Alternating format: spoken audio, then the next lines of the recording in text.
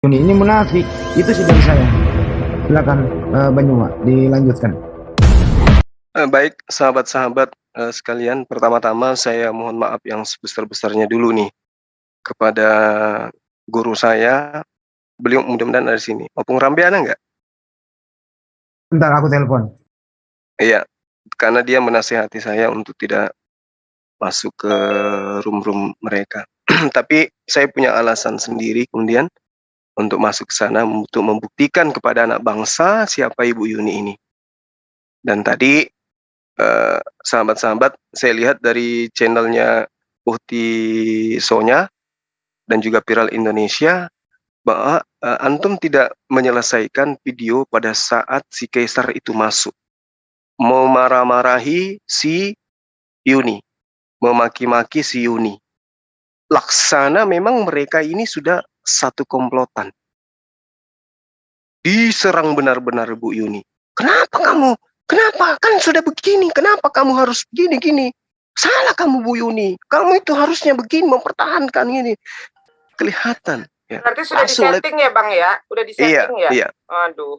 Jadi labnya langsung dimatikan. Jadi Yuni ini memang orang yang maksudnya ya. Ya terlepas daripada apa yang saya pikirkan.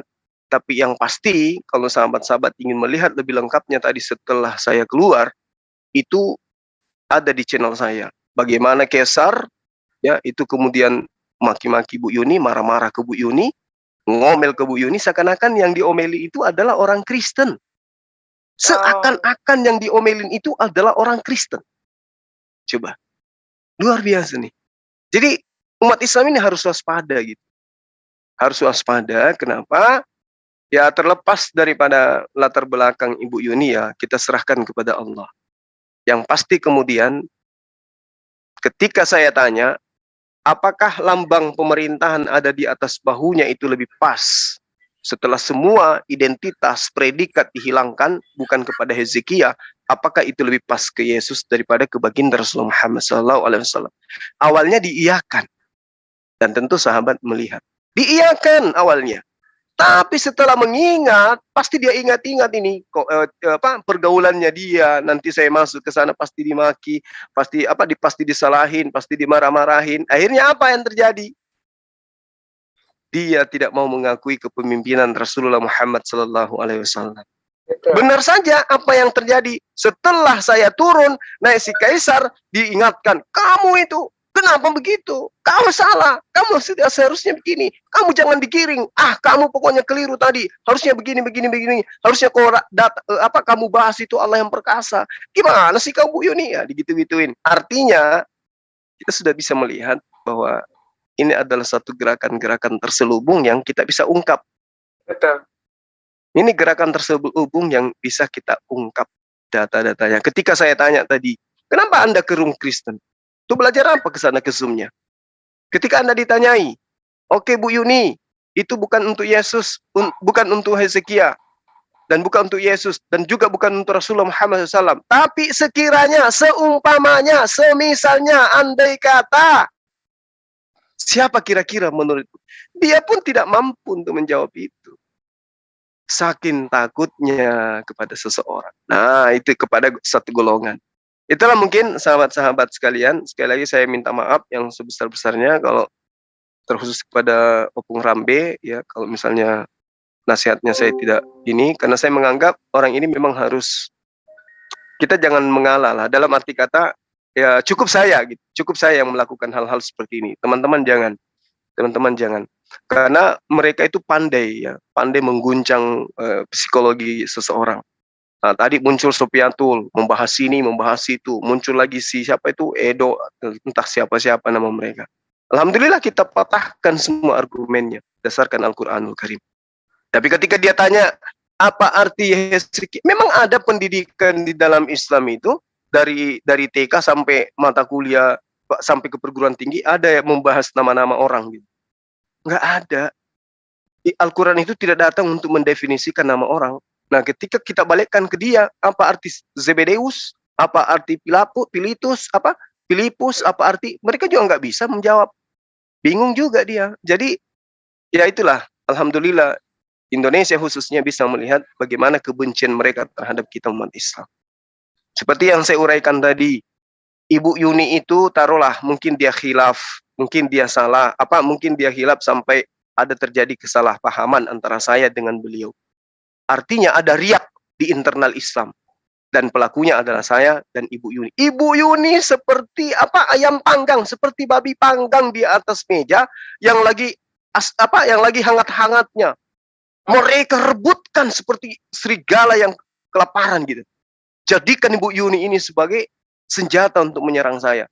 Ke bom-bom lah, kemana-mana lah dia dibawa untuk menjadikan dia itu sebagai alat untuk menyerang Islam, khususnya kepada pribadi saya. Gitu. Nah, saya katakan kepada netizen bahwasanya kalau umat Islam itu juga mau melakukan itu, maka di sini kita akan hadirkan pendeta Mumek, saudara Dan Mumek. Iya. Dan Cemumek, kemudian Ustadz Kainama, kemudian kita hadirkan pendeta Yahya Waloni. Kita hadirkan orang-orang yang lebih hebat dari mereka tentang Bible. Tapi memang pernah kita lakukan itu? Tidak pernah. Kenapa? Karena kita punya sistem itu bertahan, bukan menyerang. Kita bertahan. Tapi kalau misalnya Anda coba-coba, inilah yang terjadi. Anda menjadikan Yuni sebagai umpan. Saya makan, saya telan, siap-siap aja. Saya kira begitu sahabat-sahabat sekalian. Sekali lagi mohon maaf dan terima kasih atas atensi semuanya ya kepada sahabat-sahabat yang ada di luar sana dan netizen-netizen kita. Mudah-mudahan tidak salah paham tentang apa yang terjadi barusan antara saya dan Bu Yuni dan juga orang-orang Kristen yang ada di sana. Terima kasih Bang Handi dan semuanya. Silakan. Ya, kasih Bang Jema. Jadi saya baru telepon Opung lagi sidang gitu ya. Ya gini, untuk masalah Opung Rambe, sebenarnya itu tidak melarang mutlak Bang Juma untuk soan. Cuman Opung ini sangat menyayangi Bang Juma. Itu sedih sekali Opung mendengarkan seorang Bang Juma udah dianggap anak sendiri. Kupingnya nggak enak beliau mendengarkan kalau Bang Juma diperlakukan demikian. Itu sih sebenarnya intinya. Ya menghimbau dipilih-pilihlah room yang layak gitu. Itu sebenarnya sedihnya di sana. Baik Bang Handi, makasih. Gitu. Lanjut. Ya. Kedua, Opung ini biar live. Kalau seandainya Bang Juma bersentuhan dengan hukum, Opung siap menyiapkan di atas 100-200 pengacara untuk mendampingi Bang Juma. Masya Allah. Tuh. Ya. Itu kami juga begitu sebenarnya. Sangat menyayangi Bang Juma. Semua saya rasa yang menonton hampir 2000-an yang terbagi-bagi ya, sangat menyayangi Bang Juma. Artinya apa? Panas kuping kami, panas telinga kami kalau Bang Juma itu diperlakukan seperti orang tidak berpendidikan, anak kecil, dianggap sebagai, apalagi dengar suaranya Ibu Esther dan semuanya. Di sinilah memanaskan kami gitu loh. Nah, kadang-kadang ini orang kok sepertinya Bang Juma nggak perlu deh pilih-pilih begitu. Tapi memang harus juga gitu loh, ada waktunya gitu loh. Jadi tinggal menempatkan diri saja Bang Juma. Ya, jangan sampai Bang Juma yang mengalami, kami juga ini mengalami sakit gitu loh. Betul. Jadi Bang Handi, Bang Dag ini ya. Masya Allah. Bang Dag gini, jadi pada saat Umi live juga kayak begitu, karena kebetulan si Yuni juga kan nantang Umi itu di channel Bom Bom, karena beberapa hari kebelakang Yuni curhat manja sama Bom Bom gitu kan, curhat manja. Dia jelek-jelekin Muslim, dan ini nih ya yang Bang Handi ini yang perlu kita catat juga ya. Memang sudah banyak terdengar bahwa ini orang-orang kafir ini lagi siap-siap menggalang dana buat Yuni melaporkan Bang Zuma. Umi tuh sampai emosi dengar kayak gitu. Maaf ya Bang Daya. Umi sampai bilang kayak gini pada saat live. Kamu berani nyentuh Bang Zuma, gua yang pasang badan. Umi bilang kayak gitu. Sebelum kamu nyentuh Bang Zuma, urusan masalah hukum gua dulu. Umi sampai kayak gitu. Ini saking apa ya, sakit hatinya gitu loh. Saking hatinya pada saat Umi live saja itu netizen lapor Mi, saya sakit hati Mi. Umi nggak lihat Mi Bang Da di ini katanya di TikTok gitu ya. Nanti coba lihat videonya deh. Terus kemarin ini yang harus dicatat juga, Bom Bom sengaja nge-live-in Yuni. Kedengaran, jadi udah jelas banget nada provokasinya, jadi semua termasuk minum kencing untak dulu biar waras. Ini siapa nih? Siapa sih? Si seger-seger inilah Biasa Oh. kafir seker-seker itu. tidak beretika. Ah, Kecolongan Nah, udah kita. kita lanjut ya, orang gila nggak usah ditanggepin lah. Jadi pada saat berbicara di channelnya Bom Bom, si Bom Bom ini kelihatan banget Bang Handi. Dia yang nampilin screenshot, termasuk screenshot Umi juga yang nampilin itu, dan terus paksa Yuni untuk mengomentari gitu kan. Ini Bom Bom kelihatan nih memprovokasinya. Nah, terus udah gitu Yuni di sini berbicara ya. Harus kita catat nih pembicaraan Yuni sebelum dia berbicara melaporkan masalah thumbnail atau masalah apa-apa. Dia sendiri menjatuhkan nama baik Bang Zuma. Dikatakan Bang Zuma penyesat, pembohong. Zuma itu sudah melakukan kebohongan dan lihat saja seumur hidup dia akan terus berbohong. Karena menutupi kebohongan yang selanjutnya. Nah, ini yang harus kita garis bawahi. Si Yuni juga melakukan pencemaran nama baik Bang Zuma. Pertama itu, yang kedua, si Bom Bom ini memprovokasi. Ini kompak mereka berdua. Baru tadi malam, Bom Bom ngundang Umi. Umi katanya ditantang debat sama Yuni di channel saya. Ini orang sudah mulai memprovokasi. Nah, ini hati-hati. Bom Bom juga bakal kena masalah. Kalau misalkan ini sampai kita lanjut ke jalur hukum. Ya kalau dia masih kekeh mau melaporkan, laporkanlah. Semua kita siap pasang badan kok. Jangan dulu Bang Zuma datanglah. Kita aja dulu yang laporin. Seperti itu. Jangan sampai kayak kasus Sisak sampai sekarang dia menghilang. Kasihan loh, sebetulnya kita kasihan sama Yuni. Mohon maaf, bukan mau menghina dia. Udah kondisinya. Ya kita lihat sendirilah keadaannya seperti apa. Terus dia cari-cari masalah di hal-hal kayak begini. Tadi dia bilang tidak mengerti hukum, tapi dia, nah inilah bodohnya Yuni itu, dia mau dijadikan martir. Nasib Yuni kalau terus tidak segera sadar, ini nasibnya bakal kayak Kace, dijadiin martir, kemudian nanti bermasalah dengan hukum, dia akan ditinggal. Ini akan digunakan oleh orang-orang Kristen ini untuk galang donasi. Seperti kasus Kace kemarin. Galang donasi untuk Yuni. Kemarin kan galang donasi untuk Kace. Sekarang galang donasi untuk Yuni. Tapi setelah berurusan dengan hukum, ditinggalin. Begitu loh. Jadi ini sebetulnya Yuni yang bodoh. Bodohnya setengah mati. Apalagi sekarang sudah mulai kelihatan bahwa ini ada rekayasa di sini. Jadi kita, betul ya, apa kata Opung Rambe, sebetulnya kita juga tidak ikhlas Bang Zuma digitu-gituin, apalagi sama yang namanya Yuni, sama-sama katanya Muslim, digitu-gituin di muka umum, dijelek-jelekan di depan orang-orang kafir. Lebih baik Bang Da cukup ini sebagai pelajaran terakhir buat si Yuni, dan kita benar-benar harus menyimpan Bang Zul, Bang Handi, kita harus menyimpan dokumen ini, karena jika suatu saat dibutuhkan, kita masih tetap ada dokumen ini untuk sebagai bahan bukti. Itu aja Bang Da, mohon maaf, mungkin Umi juga ini ya Bang Da ya, mudah-mudahan nih Bang Da tidak terlalu terpancing harus masuk terus ke channel Yuni, karena channel Yuni tadi banyak koin ya Bang Handi ya, banyak koin karena ada Bang Da di sana. Kalau tanpa ada Bang Da di sana mungkin nggak akan ada yang nonton, si Yuni mau teriak-teriak sendiri juga. Ya. Nah, jadi di samping si Yuni ini mau pansosnya juga mau mencari koin dengan adanya Bang Da di sana. Mohon maaf Bang Da kalau Umi salah ngomong. Iya, nggak apa-apa deh, nggak apa-apa. Ya. Iya. Bisa saya bicara sebentar? Silakan Bang Jul. Ya, ini untuk semua netizen kita ya, netizen Muslim. Ini agak melenceng dari tema. Tolong sekali lagi, baik di channel Julfikar Official, Zulkifli M. Abbas, Andi Selebes, jangan hapus komentarnya Oten. Biarkan Oten ini menyerbu kita, karena sistem YouTube adalah siapa yang diserang, maka channel tersebut akan besar. Kami di sini berkali-kali berteriak-teriak, jangan kunjungi channel Oten, jangan kunjungi channel Oten. Tetapi malah teman-teman ada Oten di tempat kita, di channel Muslim, malah dihapus komentarnya. Kalau dihapus terus, kami yang di JCC, kami yang di Zoom tidak bisa memantau, tidak bisa mengontrol, tidak bisa menjawab. Dan juga jejak digital di sana tidak ada karena hilang, dihapus. Dan untuk mengetahui siapa penghujat yang ada di live comment, caranya adalah teman-teman klik nama tersebut, di situ nanti keluar pop up kotakan kecil putih, klik aja itu nama channelnya apa, laporkan orang tersebut. Kalau kiranya itu dia menghujat terlalu, sudah overdosis, ya. Jadi kalau ada oten yang menghujat dan teman-teman tidak terima, jangan dihapus. Tetapi klik namanya tersebut, kunjungi channelnya ataupun kanalnya.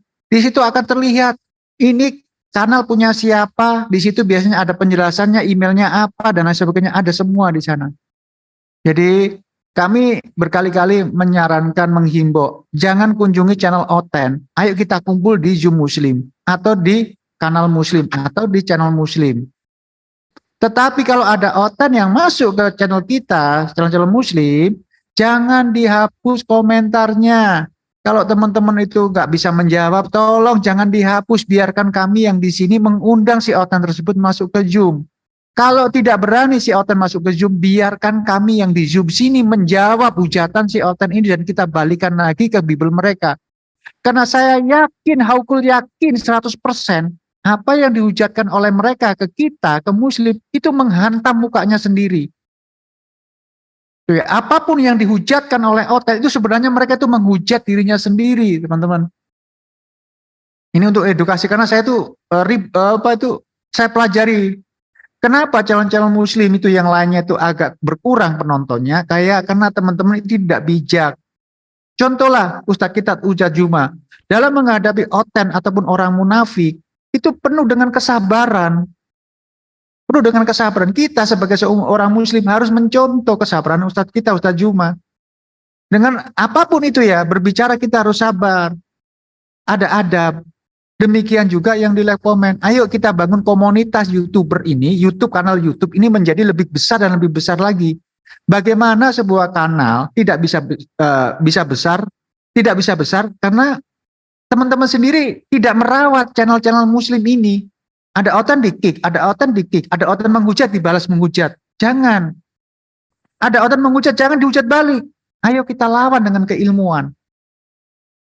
Ya, ayo kita lawan. Kalau teman-teman tidak bisa menjawab, serahkan ke kami yang ada di Zoom ini. Serahkan. Klik aja si penghujat tersebut, nanti akan terbuka nama channelnya. Kunjungi channel tersebut. Dan di situ saya pastikan banyak video-video penghujatnya dan kita akan reaksi di sini. Ya teman-teman, sekali lagi mohon kerjasamanya agar bisa merawat channel kita yang Muslim. Channel saya Zulfikar Official, Handi Selebes, Zulkifil M. Abbas, Cak Tata. Biarkan ada penghujat di sana, jangan dihapus. Biarkan oten-oten seluruhnya itu menyerbu channel kita. Karena sistem YouTube, semakin kita diserbu, maka kita semakin gede. Semakin kita dihujat, semakin kita itu gede. Ini di sistem YouTube. Ya semoga dipahami. Jadi maaf tadi teman-teman ada beberapa yang saya cabut kunci birunya. Karena sudah peringatkan berkali-kali.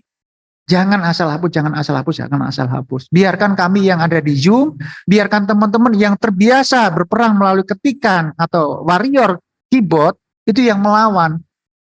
Biarkan kami yang melawan. Teman-teman nggak usah menghapus komentar mereka. Biarkan kami yang melawan.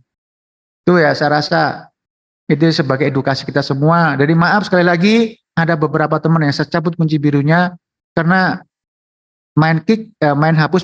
Jejak digital itu akan hilang kalau dihapus. Ya teman-teman. Oke dilanjutkan Mas Andi dan lainnya. Saya hanya edukasi sebentar buat saudara-saudaraku yang ada di live comment. Ustaz Tata dulu. Ustaz Tata dulu, silakan Ustaz.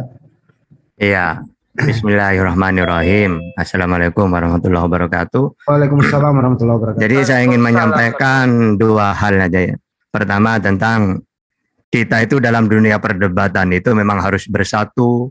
Ya, makanya saya sering mengatakan dalam Islam itu gini, kun aliman au muta'alliman au mustami'an. Jadi kalau bisa itu kita jadi orang yang alim atau orang yang belajar atau kalau tidak bisa pendengar. Jangan menjadi yang nomor 4, tidak alim, tidak belajar, tidak mau mendengarkan, malah ngeritik. Begitu juga dalam dunia perdebatan. Kalau kita tidak bisa berdakwah, tidak bisa debat, dukunglah dengan cara belajar, nonton, menjadi LC, atau mustami'an yang mendengarkan itu. Jangan jadi yang nomor 4. Tidak mau berdebat, tidak mau dukung, tidak mau mendengarkan, malah mengkritik. Malah orang yang dakwah dipatahkan semangatnya atau mengkritik lah ya. Ini sangat Muslim yang gimana kayak gitu itu. Ya. Kalau dalam hadis itu jangan menjadi nomor 4 ini. Udah tak bisa apa-apa malah mematahkan semangatnya orang berjuang. Nah ini sangat hina ya. Terus saya sudah dari awal sudah mengatakan, ketika aku pertamanya gosip-gosip ini viral kayak gini nih, tahu justru di LC saya ketika tanya jawab. Tiba-tiba karena ini tanya jawab, saya bertanya Tahta, bagaimana pendapat Tahta tentang ucapannya Juma? Mengatakan bahwa Muhammad itu adalah Allah. Langsung saya bilang, karena tidak masuk akal kan ya. Akhirnya aku bilang gini, saya tidak akan menjawab sesuatu yang saya tidak ketahui. Karena saya yakin kamu salah paham, gitu. Dan saya udah bilang kayak gitu dari awal. Karena memang ternyata setelah saya tahu, ya benar kata Bang Juma itu. Sebenarnya Bang Juma itu tidak mau mengurus ayat itu, karena menurut kitab mereka itu Yeskia, ya udah. Tapi karena itu di framing, dibuat nubuat untuk Yesus, maka Bang Juma ini mencerdaskan orang. Karena justru sesuai dengan kalimat-kalimatnya di ayat itu, ya mendingan Nabi Muhammad. Jadi, Bang Juma itu meluruskan, karena diakui, daripada mengakui untuk Yesus, secara konteksnya, mendingan Nabi Muhammad. Nah, jadi langsung kita umat Islam sama sekali tidak permasalahkan itu. Benar apa yang beliau katakan. Karena beliau pribadi tidak mau ngurus ayat itu sebenarnya. Tapi karena diklaim seperti ini, akhirnya dibuka pikiran kita itu. Orang-orang awam terutama seperti kita. Biar tahu mana yang pantas ayat itu. Kalau cuma urusan klaim gitu loh. Ya. Jadi saya sendiri dengan beliau ini, mulai dari FB, WA, Zoom, YouTube, sampai sekarang. Nggak pernah ada hal-hal yang berbeda. Dan saya sampai gini, jangankan Bang Juma itu benar, salah pun saya belain. Karena ini dunia perdebatan. Saya tidak mau memberi angin segar kepada musuh kita. Gitu. Itu saja, Bang Handi. Silakan, Daeng. Terima kasih, Pak Ustadz. Yang jelas Yesaya 95 itu sebenarnya mudah. Cuman Bang Juma itu menjadikan ini alat ukur, menguji Yuni yang mengaku mualaf ini mau kemana dia gitu loh. Alat ukur sebenarnya. Tapi mereka tetap Yuni nggak mau, itu sih sebenarnya. Kembali ke Bang Juma, silakan Bang Juma. Yesaya berapa tadi, Hen? Biar aku baca, Hen. Lu nggak punya sekolah, lu ilmu lu nggak nyampe, nggak usah. Kamu ilmunya nggak nyampe deh. Kamu diam aja ya. Ayo kita bahas lagi. Ilmu kamu nggak nyampe, udahlah. Bang Juma silakan. Gimana Bang Handi? Gimana? Ya, maksud saya 95 itu alat ukur menguji sampai di mana keimanan Yuni ini, sampai di mana loyalitasnya terhadap Islam, kan gitu ya. Kira-kira begitu Bang Juma. Ya, silakan. Ya, jadi sebenarnya gini Bang Handi. Macam. Ibu Yuni itu terjebak dalam satu kondisi di mana dia diprovokasi untuk menyerang saya dengan pernyataan saya yang sering-sering saya katakan bahwasanya nubuatan Rasulullah Muhammad Sallallahu Alaihi Wasallam itu bertaburan di dalam kitabnya orang-orang terdahulu. Kan gitu, itu pernyataan saya, dan saya tidak pernah tarik itu pernyataan. Saya akan mempertahankan pernyataan saya itu sampai selama-lamanya. Hanya saja ketika kemudian mereka mereka mengatakan bahwasanya menggantikan kemudian kedudukan Allah menjadi Rasulullah, itu tidak kena di situ. Kenapa tidak ada orang Islam yang protes saya dengan pernyataan? Karena umat Islam itu tahu latar belakang saya mengatakan itu apa. Tapi si Yuni ini nggak mau tahu latar belakang itu.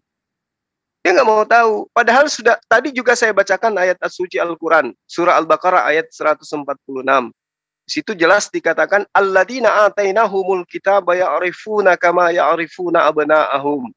Wa inna fariqam minhum la yaktumunal haqqa wa hum ya'lamun. Malah saya katakan bahwasanya saya tantang kalian. Malah saya tantang semua tadi di roomnya tempatnya Bu Yuni. Kita bahas ulangan 33 nomor 2. Kalau Anda ingin membuktikan bahwa Rasulullah itu memang ada di dalam kitabnya orang Yahudi, yuk mari kita bahas. Saya tantang kalian. Tentukan tempat. Akan kubuktikan bahwa satu-satunya manusia di atas muka bumi ini yang pernah bawa pasukan 10.000 orang yang sudah bersunat, orang suci, orang kudus, hanya baginda Rasulullah Muhammad SAW. Tapi apakah mereka mau? Apakah mereka membuka ruang untuk itu? Tidak. Mereka ngotot kemudian kepada Yesaya 9. Padahal saya sudah menguraikan. Yesaya 9, nomor 5, nomor 6. Itu tidak ada kemudian indikasinya kepada Yesus. Sedikit pun tidak ada. Meski mereka menggunakan beberapa data yang mereka lakukan untuk kemudian mencocok-cocokkan kepada Yesus. Tapi tidak akan pernah bisa sampai. Penasihat ajaib. Ya, Allah yang perkasa. Bapa yang kekal. Raja damai. Lambang pemerintahan ada di atas bahunya. Di mana itu bisa didudukkan kepada Yesus? Tidak bisa. Tapi kalau kita ingin mengurai lebih jauh tentang siapa yang didudukkan di sana di Yesaya 9 nomor 5 nomor 6, maka saya katakan dengan tegas itu untuk Hezekia. Saya uraikan, Hezekianya di mana? Karena oknum ini telah lahir. Ketika kemudian Yeremia menuliskan ya Kiyele diulat lanu penitan lanu, itu menandakan bahwa pada saat itu anak ini telah lahir. Yulade. Artinya sesuatu yang sudah terjadi. Kepada siapa? Lanu, kepada anak itu. Tidak ada dasar pijakan kemudian mau mengatakan itu adalah baginda. Kenapa? Itu telah lahir. Terjadinya kapan? Pada saat penulisan itu, Hezekia masih bayi. Anak itu telah lahir berupa bayi. Tapi kelak dia akan berlaku sebagai Raja Damai. Kenapa dia Raja Damai? Karena dia mendudukkan perkara yang sama seperti yang dilakukan oleh siapa? Gideon. Siapa Gideon ini? Dia adalah Raja Damai untuk Bani Israel yang membebaskan Bani Israel dari penjajahan orang-orang Midian. Sementara di dalam kitabnya orang Yahudi sangat jelas dikatakan bahwasanya anak yang di pundaknya ada pucuk pemerintahan di atasnya disebut sebagai Raja Damai. Dia akan berlaku sama seperti orang yang mengalahkan Midian.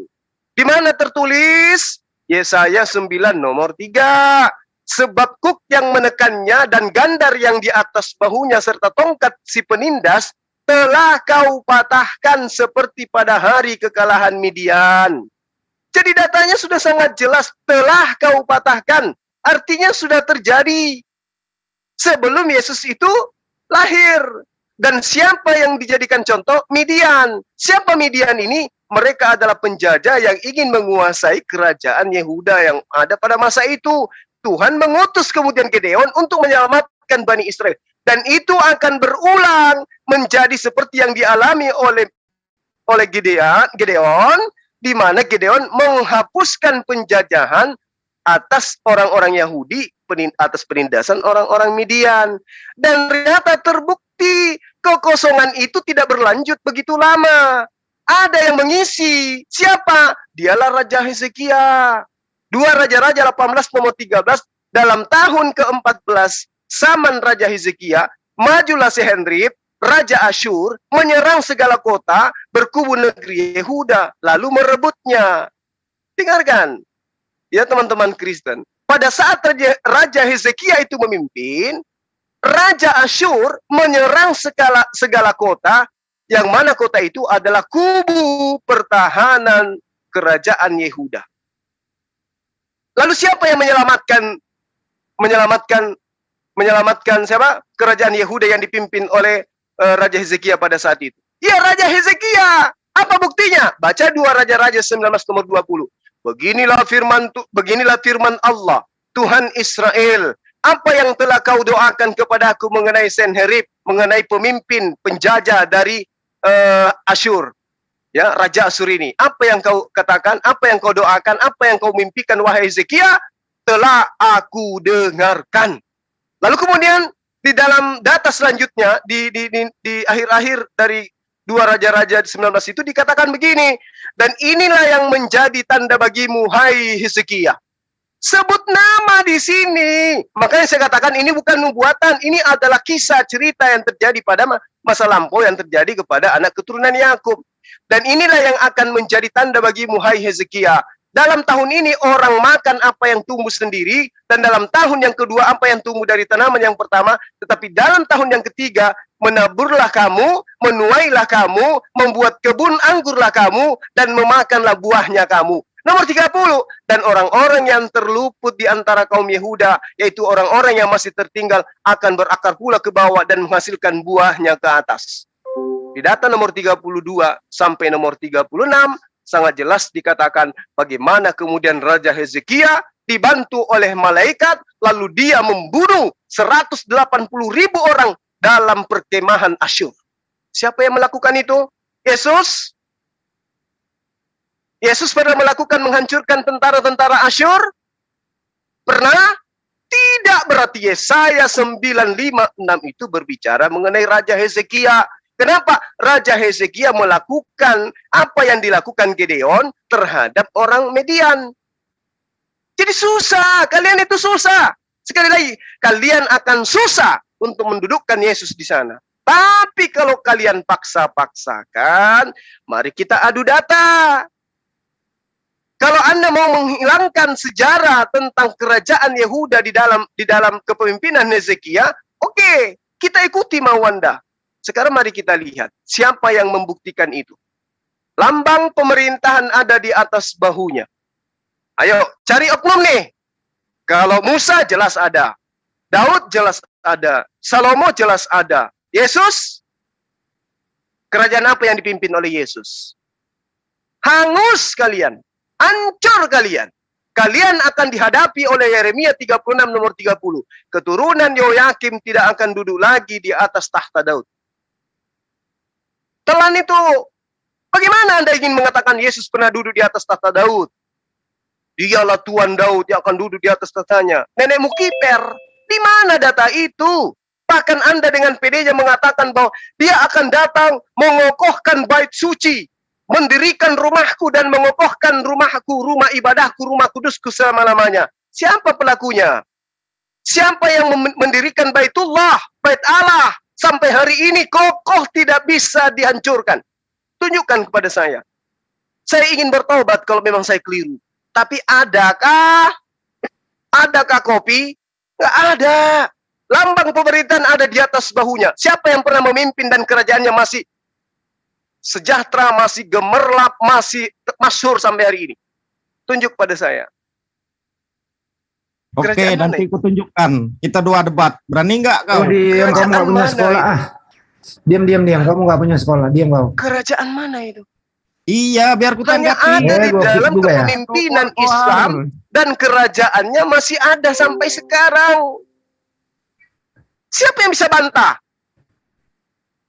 Ada nggak yang bisa bantah? Kerajaan Rasulullah Muhammad SAW berjaya sampai hari ini. Ada nggak? Ada yang bisa melumpuhkan gitu? Nggak akan ada. Jadi kalau kalian memaksakan itu untuk Yesus, masih syukur-syukur saya mengatakan itu untuk Hezekia. Kenapa? Lambang pemerintahan, penasehat ajaib, Allah yang perkasa, Bapa yang kekal, Raja damai, dan seterusnya. Satu hal lagi yang ingin saya titip pesankan kepada teman-teman Kristen. Anda selalu menghujat kata Allah. Ya toh? Kata Anda, Allah itu bukan Tuhannya Bani Israel. Tapi di terjemahan Anda dikatakan Allah yang perkasa. Kalau kita mau jujur-jujuran pakai teori yang Anda gunakan, maka saya pun akan mengatakan satu-satunya Tuhan yang disebut Allah yang perkasa hanya ada di dalam Islam. Siapa yang bawa? Baginda Rasulullah Muhammad sallallahu alaihi wasallam. Coba tunjukkan kepada saya, kapan Yesus disebut sebagai Allah yang Maha Kuasa, yang Maha Perkasa? Kapan? Yesus datang kepada Kristen menurut Anda. Yesus kemudian datang kepada Bani Israel. Bahkan Anda akui dia sekolah. Kalau sekolah, gugur dia sebagai orang yang Maha Kuasa. Apalagi sebagai Allah. Saya mengatakan Allah yang Maha Kuasa, Maha Perkasa. Kenapa? Saking kuasanya, dia mampu mengutus nabinya bernama Rasulullah Muhammad SAW untuk menegakkan hukum-hukum di atas muka bumi, membimbing seluruh umat manusia, wa yusakihim, dan mensucikan umat manusia, menghapus dosa-dosa umat manusia. Siapa dia? Rasulullah Muhammad sallallahu alaihi wasallam. Bantah saya. Kalau ada di dalam kitab kalian disebutkan kata Allah, tunjukkan kepada saya. Ada enggak di dalam bahasa Ibrani kitab Anda katakan Allah? Tidak ada. Justru Tristan berpelukan dengan Anda hanya gara-gara tidak ingin dikatakan Yote Pape itu adalah Allah. Kenapa Anda gunakan? Sementara hanya ada di dalam Al-Quran penyebutan Allah yang Maha Perkasa. Hanya di Al-Quran ada perkataan Allah yang Maha Perkasa. Dan Allah yang Maha Perkasa itu mengutus Rohul Kudus untuk membimbing seorang hamba bernama Rasulullah Muhammad sallallahu alaihi wasallam. Rasulullah wa khataman nabiyyin. Apa masalah kalian rupanya? Separah itu ke penyakit kejiwaan kalian rupanya. Sampai-sampai harus ada Yuni, harus ada Tristan untuk menyerang Islam. Mau lapor ke MUI, silakan. Kalau butuh nomor kontak MUI, tanya sama saya, dia tak kasih supaya cepat prosesnya. Laporkan saya kepada MUI, silakan. Mau lapor ke Nahdlatul Ulama, silakan. Mau lapor ke Muhammadiyah, silakan. Mau lapor ke MMCI juga silakan. Tidak peduli saya. Ini cuma perumpamaan. Penasehat ajaib. Bayangkan Rasulullah. Bayangkan itu.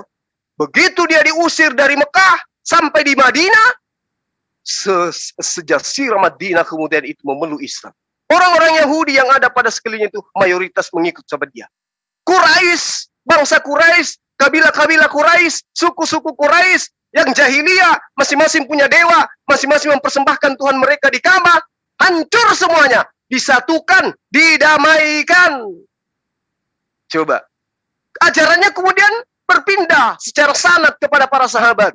Sahabat memimpin pasukan untuk mengusir kekaisaran Romawi di Yerusalem sampai kekaisaran Romawi angkat kaki dari sana. Siapa pelakunya rupanya? Hah? Siapa? Santo mana yang dari Romawi yang datang menghancurkan itu? Apa? Pasukan dari mana yang ada di Kristen datang mengusir orang-orang yang ada di sana menjajah Bani Israel? Ada nggak selain Islam? Sahabat Rasulullah Muhammad SAW yang melakukan itu. Melalui apa? Melalui kepemimpinan yang kemudian tahtanya dilanjutkan oleh mereka. Pahami itu. Pahami. Lalu kemudian di Indonesia, ya, Sulawesi dijajah, Kalimantan dijajah, Sumatera dijajah, Papua dijajah. Oleh siapa? Oleh mereka yang mengaku sebagai anak-anak Tuhan. Oleh mereka yang mengaku dalam bimbingan Roh Tuhan. Oleh mereka yang mengatakan dirinya sebagai orang yang kepenuhan Roh Kudus. Menjajah, menjara, merampok, membunuh anak-anak yang tidak berdosa, membuat wanita-wanita menjadi janda. Yang mengusir siapa? Sar Shalom yang diajarkan kemudian kepada umat Islam. Lahirlah pahlawan-pahlawan yang notabene-nya mengajarkan ajaran Shalom, Islam. Apa yang menjadikan mereka seperti itu? Karena Rasulullah, berarti memang betul dia adalah Raja Damai. Dia adalah penasehat ajaib. Itu loh yang perlu saudara-saudara pahami. Jadi kalau Anda ngemis-ngemis kepada kitabnya orang Yahudi, mendudukkan itu adalah Tuhan Anda yang Anda buat sendiri, saya katakan jangan permalukan diri Anda. Anda melihat bagaimana saya mengurai dengan Ibu Yuni tadi. Ada 1 jam saya berdua, kurang lebih. Apa yang saya katakan kepada dia? Tengok, nonton itu. Resapi itu. Akui bahwa strategi Anda gugur. Akui bahwa strategi Anda untuk menjadikan Bu Yuni sebagai umpan itu gugur, batal, gagal total. Sampai seorang kaisar harus memarah-marahi Bu Yuni. Salah strategi kamu Bu Yuni. Harusnya begini, harusnya begini. Udah aku capek. Aku nggak bisa, nggak tahu mau ngomong apa lagi. Disetir dia boneka rupanya. Bonekanya kalian ternyata. Masya Allah. Susah kalian itu untuk dengan cara-cara kayak begini. Susah. Mau kau hadirkan berjuta Yuni-Yuni yang lain, Islam tidak bisa mundur dari kebenaran itu. Kenapa? Karena Islam berdiri di atas kebenaran. Gagal total kalian. Nah, lalu kemudian besar kekuasaannya. Damai sejahtera tidak akan berkesudahan di atas tahta Daud. dan di dalam kerajaannya, karena ia mendasarkan dan mengokohkannya dengan keadilan dan kebenaran dari sekarang sampai selama-lamanya. Tunjukkan kepada saya di mana kemudian ajaran kasih itu ditegakkan sebagai satu fondasi dalam kedaulatan. Ada negara gitu yang menjadikan asas kasih itu sebagai asas negara. Ada gitu negara yang menjadikan hukum-hukum Bible sebagai asas negara. Ada gitu negara adidaya di atas muka bumi yang menjadikan hukum-hukum negaranya berdasarkan Bible. Ada gitu. Tampar pipi kanan, kasih pipi kiri. Ada gitu. Ada konsep-konsep begini ya yang dianut. Begitu suami dalam perjalanan jauh mengajak orang lain masuk ke rumahnya sampai pagi kan suaminya dalam perjalanan. Ada konsep ini dianut oleh negara-negara sebagai hukum. Tak akan ada. Negara Republik Indonesia jelas-jelas atas berkat rahmat Allah. Sudah selesai kan? Sudah selesai kan? Berarti apa yang dipesankan oleh Rasulullah, ajarannya itu sampai selama-lamanya. Iqra bismi rabbikal ladzi khalaq. Abad ke-7. Iqra bismi rabbikal ladzi khalaq.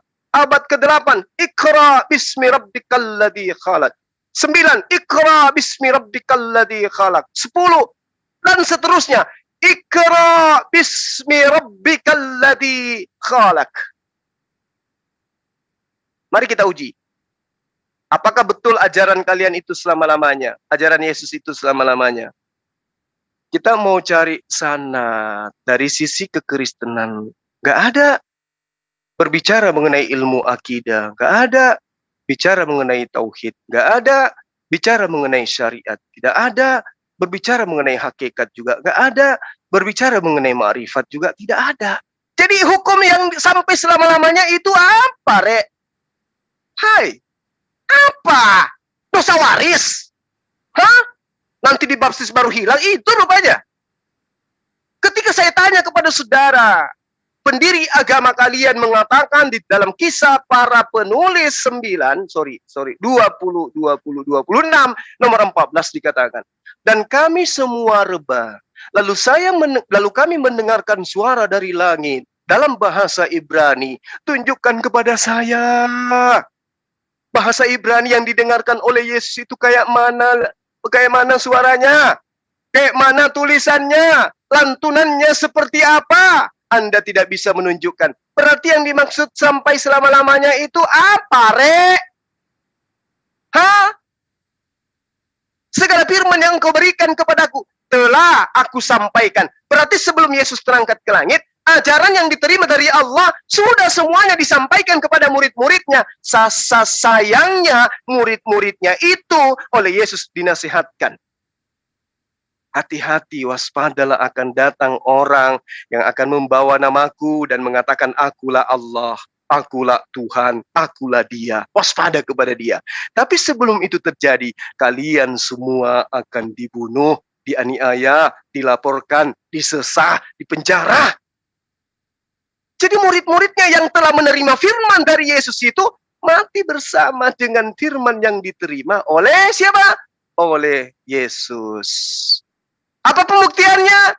Tunjukkan kepada saya secara sanad Yesus duduk bersama Lukas membicarakan Tepolius yang mulia. Banyak orang yang menulis dan menyusun berita-berita yang terjadi di antara kita. Maka saya merasa terpanggil untuk menyusunnya kembali. Tunjukkan kepada saya, Tuyul. Siapa sanadnya, isnadnya seperti apa? Sampai firman yang diterima oleh Yesus itu sampai selama-lamanya. Tunjukkan kepada saya sekarang. Hah? Di mana itu terjadi? Siapa yang menceritakan? Setebal itu. Tulisan-tulisan Lukas setebal itu. Sementara Yesus sendiri mengatakan, aku tidak berkata-kata dari diriku sendiri, melainkan apa yang aku katakan adalah apa yang dititahkan, yang diperintahkan untuk aku katakan dan aku sampaikan. Yesus menjaga lisannya dari menambahkan dan mengurangi firman Allah. Lukas ini kalian katakan firman Allah. Surah-surah Paulus kalian katakan firman Allah. Di mana rupanya Yesus menyampaikan firman itu kepada mereka? Anda mengatakan di dalam kitab Ibrani, dulu Allah berbicara kepada Bani Israel melalui perantaraan nabi-nabi. Tapi di akhir zaman ini, Bapa berbicara kepada kita melalui perantaraan anaknya, yaitu Yesus. Kalau begitu tunjukkan di mana Yesus berbicara, mengatasnamakan Allah, berbicara kepada Lukas, berbicara kepada Paulus, berbicara kepada Markus. Karena saya katakan sekali lagi, yang menulis di Pulau Patmos itu belum tentu adalah Yohanes. Itu tidak mungkin. Kenapa? Ternyata di dalam Kisah Para Rasul 12 nomor 12 yang dikatakan Yohanes itu adalah Markus itu sendiri. Sementara yang bersama dengan Yesus di Antioquia adalah Markus dan Lukas. Berarti yang berbicara melihat ada binatang bertanduk 7 dan bermata 7 itu sopore. Hai, lawan saya dengan ilmu. Jangan dengan kebencian. Hadapi saya dengan ilmu. Jangan dengan kebencian. Bungkam bangsuma dengan ilmu yang kalian punya. Jangan dengan kebencian. Hadapi saya. Mari kita uraikan kebenaran itu seperti apa. Oke? Jadi, kalau dikatakan kebenaran, keadilan yang sampai selama-lamanya yang diajarkan oleh Yesus, satu pertanyaan buat kalian. Satu pertanyaan buat kalian. Tunjukkan di mana keadilan yang diajarkan oleh Tuhan kalian, yang kalian katakan itu adalah Raja Damai dan seterusnya. Ketika manusia Kristen mati tidak melakukan apa-apa, dikatakan mati membawa dosa. Di mana letak keadilannya? Orang belum apa-apa sudah bawa dosa. Belum juga bisa belajar jalan, belum juga ngomong, sudah lahir dengan dosa. Adilnya di mana? Iblis yang menjatuhkan Hawa dan Adam. Kenapa mereka yang baru lahir sudah bawa dosa? Tunjukkan damainya di mana? Keadilannya di mana maksud saya? Katanya dia datang dengan membawa, mengokohkan keadilan dan kebenaran. Tunjukkan keadilan kebenaran mana itu? Ayo. Ketika kemudian Anda menuhankan dia, karena dia adalah Tuhan menurut Anda, lalu saya, umat Islam, tidak menuhankan dia, karena tidak pernah dia mengajarkan untuk menyembah dirinya, lalu saya dihukum masuk neraka, mana keadilannya? Tunjukkan keadilan itu kepada saya.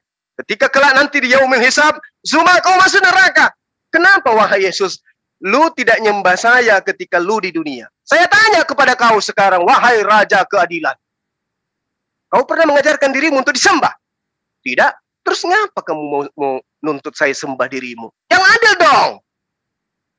Kau kan cuma minta supaya perkataanmu dipercayai. Bahwa kau adalah utusan Tuhan. Dan itu saya lakukan. Saya imani.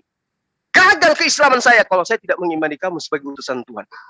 Salah nggak itu? Ya udah benar sih. Lalu mana keadilanmu kalau saya masuk ke neraka? Jadi gimana? Ya, sesuai dengan apa yang kau lakukan. Yang akan menjadi hakim adalah perkataan yang pernah kau ucapkan. Yohanes 12 nomor 48. Apa yang kau katakan? Mereka tidak punya hakim. Yang menjadi hakim adalah perkataan yang pernah aku katakan kepada mereka. Nah, saya nuntut sekarang, mana perkataanmu bahwa manusia harus menyembah dirimu? Mana? Tunjukkan kepada saya. Wa izkala ya Isa bin Maryam, a anta qulta linnas takhizuni wa ummi ilaini min dunillah. Qala subhanaka ma yakunu li an aqula ma laysa li bil haqq. Hayo. Mana? Tidak akan mungkin keadilan itu ada sama dia. Tak mungkin. Jadi yang adil itu adalah baginda Rasulullah Muhammad sallallahu alaihi wasallam. Kebenaran itu telah datang dari Tuhanmu. Barang siapa yang mau beriman, silakan beriman. Barang siapa yang mau kafir, silakan kafir. Neraka untuk mereka yang ingkar terhadap ayat-ayatku. Dan surga bagi mereka yang mentaati perintah-perintahku. Adil nggak? Adil. Lalu kebenarannya di mana? Kebenarannya di mana? Kebenarannya di mana? Tanya sains. Tanya ilmu pengetahuan. 1 poin. Apakah langit punya tiang? Tidak. Al-Quran mengatakan langit tidak punya tiang. Benar nggak? Benar. Mana kebenaran itu? Hanya di Islam. Di Islam kebenaran itu. Di Islam kebenaran itu. Manusia lahir dari air seperti susu. Dikentalkan seperti keju. Bagaimana di Al-Quran? Dia seperti lintah. Yang mana sesuai dengan ilmu pengetahuan? Al-Quran. Kebenaran. Kebenaran coy. Kebenaran. Keadilan dan kebenaran dibawa oleh dia. Rasulullah Muhammad SAW. Maka saya membuka diri kepada teman-teman Kristen. Yuk mari kita bahas nubuatan yang ada di dalam kitab. Saudara-saudara Yahudi yang hanya tersisa terjemahan buat Anda secara gagah perkasa. Hadapi saya untuk membahas itu. Saya kasih satu contoh kisi-kisi untuk supaya Anda itu bisa berani. Ulangan 33 nomor 2. Mari kita bahas. Siapa yang membawa pasukan 10.000 untuk memimpin peperangan di mana mereka adalah pasukan orang-orang suci yang mengawali dengan perbuatan membasuh kaki, membasuh tangan, membasuh wajah, wudhu. Mereka bersuci. Mereka kemudian bersunat. Siapa mereka orang-orang suci yang 10.000 yang dipimpin oleh seorang pemimpin yang di bahunya ada lambang pemerintahan? Ayo, mari kita berdialog tentang itu. Tapi kalau Yesaya 9 nomor 5 nomor 6 sekali lagi saya katakan, itu untuk Raja Hezekia. Saya sudah mengurai dari 0 sampai Z. Saya kira begitu Bang Handi. Terima kasih teman-teman yang ada di sini. Saya minta maaf kalau saya kepanjangan. Ya memang seperti itulah saya. Kalau udah keasikan, makan pun lupa ya. Terima kasih Bang Handi dan para guru saya. Silakan dilanjut. Oke, terima kasih Bang Juma. Panjang tapi berisi, terstruktur, dan mudah dimengerti. Kecuali panjang, muter-muter ke sana kemari, ya itu bosan gitu Bang Juma. Itu intinya. Ini ada yang raisen, Ibu Indriati mualaf apa Ibu Indriani siapa nih? Apa Ibu Yuni apa Ibu Indriati beneran? Silakan yang raisen. Indriati beneran. Oh Indriati beneran, kira Indriani gitu loh. Bukan. Tapi suaraku agak stereo yang. Kok hampir-hampir sama suaranya. Iya makanya. Suaraku lagi batuk tadi malam. Suaranya stereo. Tapi nggak apa-apa ya. Gimana Bu Indri? Bagaimana perkembangan ngajinya di sana? Ini kan aku dibawa ke Pamulang. Tes. Halo? Tes. Ya lanjut. Tes. Ya dibawa ke Pamulang. Jadi aku sendirian di sini bisa ikro dengan tenang sambil kalau bisa kasih kontribusi di Zoom saya akan beri kontribusi. Ini khususnya untuk Ibu Yuni. Aku pengen kasih pesan sih sama Ibu Yuni mengenai tadi ayat Yesaya 9 ayat 5 sampai 7. Saya cuma menguatkan apa yang sudah disampaikan oleh Bang Zuma. Ini memang bukan untuk Yesus Kristus. Ini saya memang sudah menulis sudah sejak lama karena saya memang sebenarnya sedang menulis buku kontroversi Saksi Yehova dengan Tritunggal. Nah ini sudah saya tulis sudah lama. Saya memeriksa Yesaya 9 ayat 5. Saya bisa izin share screen Bang Handi? Bisa Pak Jul. Bentar. Pak Jul izin ya. Ya silakan.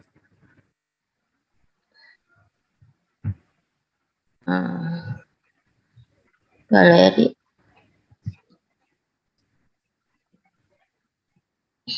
Ya, jadi ini saya sudah tulis sudah lama ini tentang Yesaya 9 ayat 5 ya. Di sini sih kecil-kecil saya mau menerangkan buat Bu Yuni khususnya dan untuk umat Kristiani Tritunggal pada umumnya. Ini saya membuka dari Alkitab besar, pegangan hamba-hamba Tuhan yang sekolah Alkitab di Salatiga ya. Ini kan dari kitabnya Papa saya yang pendeta itu. Nah, dari pembacaan Yesaya 9 ayat 5, di situ dikatakan dan namanya disebutkan orang penasehat ajaib ya. Penasehat ajaib ini ada huruf Q kecil untuk Alkitab LAI, terjemah LAI, pegangan hamba-hamba Tuhan ada huruf Q kecil, ini menampilkan misalnya 29 ayat 28 ayat 29. Dan ini pun datangnya dari YHWH semesta alam ia ajaib dan dalam keputusan dan agung dalam kebijaksanaan. Jadi yang dimaksud di Yesaya 9 ayat 5 ini ayat referensinya dari Yesaya 28 ayat 29. Ini pun datangnya dari YHWH, ia ajaib dalam keputusan dan agung dalam kebijaksanaan. Jadi yang disebut penasehat ajaib ini bukan Yesus Kristus ya, tetapi untuk dari Tanakh ini Torah, Nevim, Ketuvim itu semuanya fokusnya kepada Tuhan yang satu ya. Tuhan yang di sini disebut tulisannya YHWH ya dari Ibrani asli. Jadi ini bukan untuk Yesus Kristus. Dan juga ada ayat referensi dari Ayub 15 ayat 8. Apakah engkau turut mendengar dalam musyawarah Allah ya. Jadi ini ya kita nggak bahas ke situ lebih jauh ya. Cuma ini bukan untuk Yesus Kristus. Kemudian Yesaya 9 ayat 5 poin yang Allah yang perkasa. Ini hurufnya R. Ayat referensi R terambil dari Mazmur 24 ayat 8. Ini pun menunjuk kepada YHWH bukan Yesus ya. YHWH jaya dan perkasa, YHWH perkasa dalam peperangan. Lalu Yesaya 10 ayat 21 akan bertobat di hadapan Allah yang Maha Perkasa. Ya, jadi ini referensinya YHWH dengan Allah ini sama. Jadi bukan untuk Yesus. Lalu Yesaya 10 ayat 2. Roh YHWH akan ada padanya, roh hikmat dan pengertian, roh nasihat. Nah, ini sambungannya ke ini. Yesaya 9 ayat 5, Bapa yang kekal. Hurufnya S dan T. Ayat referensinya dari Yohanes 14 ayat 9-10. Di sini dikatakan, apa yang aku katakan kepadamu, ya ini perkataan Yesus, tidak aku katakan dari diriku sendiri. Nah, jadi ini ada ayat referensi dari Yesaya 9 ayat 5. Bapa huruf S, ini Bapa bukan Yesus. Karena Bapa huruf S kecil, ini referensinya di Yohanes 14 ayat 9-10. Apa yang aku katakan kepadamu tidak aku katakan dari diriku sendiri, tetapi Bapa yang diam di dalam aku. Lalu ada ayat referensi lagi disebut di Yesaya 10 ayat 2, Roh Yehuwa akan ada padanya, dialah yang melakukan pekerjaannya. Jadi Yesus Kristus ini di dalamnya itu dipimpin oleh kuasa dari Allah Subhanahu wa taala yang disebut di Yesaya ini adalah YHWH itu. Jadi ini bukan untuk Yesus. Lalu yang selanjutnya ada lagi yang kekal ya. Bapa yang kekal. Ayat referensinya ini huruf T dari Bapa yang kekal, huruf T kecil.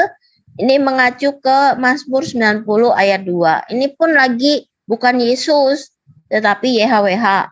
Engkaulah tempat perteduhan kami sebelum gunung-gunung dilahirkan dan bumi dan dunia diperanakan, bahkan dari selama-lamanya sampai selama-lamanya. Engkaulah Allah. Nah, kemudian yang terakhir Yesaya 9 ayat 5, Raja Damai. Ini ayat referensinya U. U kecil, huruf kecil, mengacu kepada Yesaya 26 ayat 3. Yang hatinya teguh kau jagai dengan damai sejahtera bagi kami. Engkaulah yang melakukan bagi kami. Engkaulah ini juga bukan Yesus Kristus, tetapi engkaulah adalah YHWH. Yesaya 66 ayat 12, sebab beginilah firman YHWH. Nah ini semua ini bukan mengacu kepada Yesus Kristus. Yesaya 9 ayat 5-7. Ya, mohon dipahami. Ini referensinya Yesaya 66 ayat 12 yang berfirman, sebab beginilah firman YHWH. YHWH lagi, yaitu Allah Subhanahu wa taala.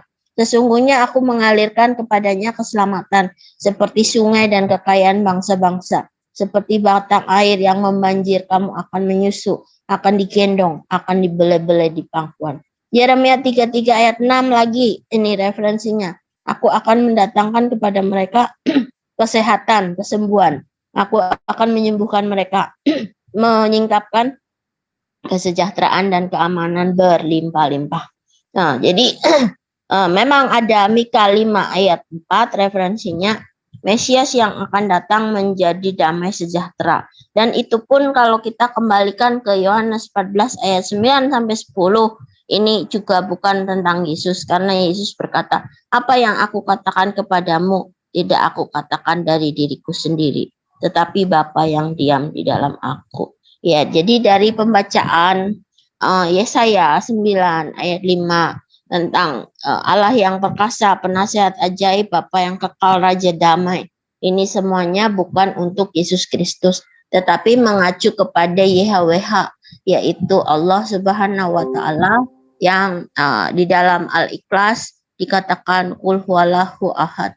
Ya, katakanlah Tuhan itu satu, tidak ada yang lain, tidak dibelokkan ke Tritunggal, tetapi kita menyembah Allah yang ahad, yang ehad, yang benar-benar satu, tidak ada yang lainnya.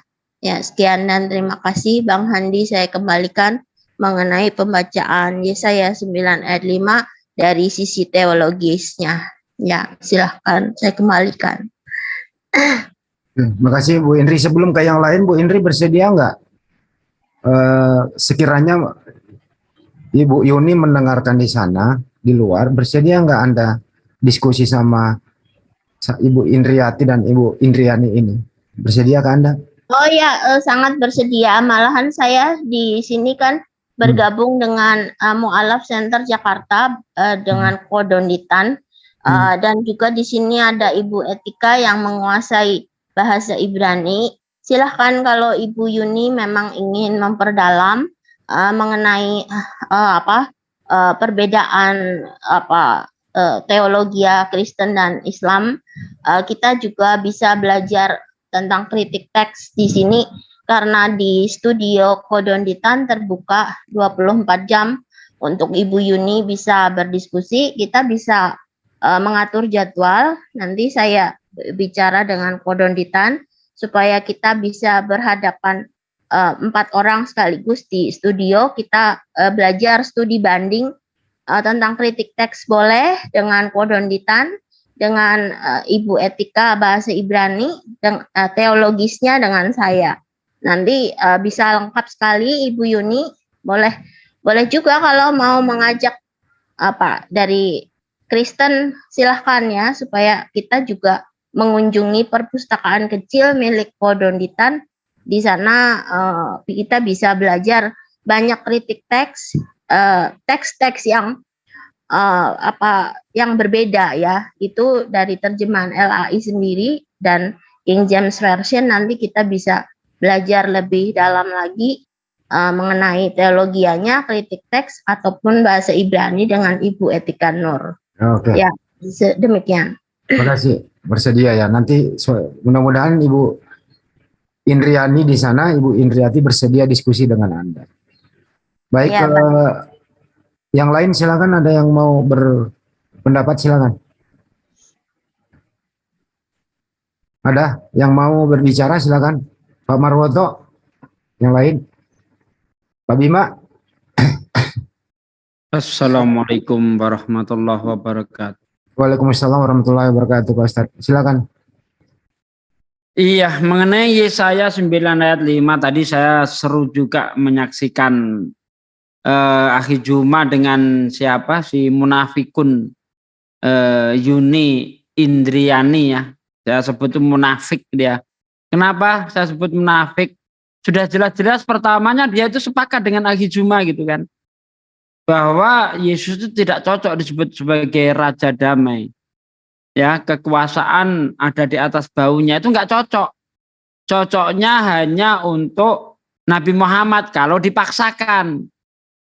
Nah, setelah dia mengakui akhirnya dijilat lagi ludahnya itu. Enggak tanpa rasa jijik menjilat ludahnya kembali. Ya, dia tidak berani mengakui. Padahal jelas-jelas yang dimaksud Akhi Juma itu bukan sedang membuktikan Yesaya 9 ayat 5 itu untuk Nabi Muhammad, bukan. Jelas-jelas di situ Akhi Juma mengatakan itu untuk Raja Hizkia. Tetapi kalau itu dianggap nubuatan, padahal bukan nubuatan ya. Kalau kita ikuti argumennya Oten, itu dianggap nubuatan, Maka yang cocok menduduki Yesaya 9 ayat 5 itu Nabi Muhammad.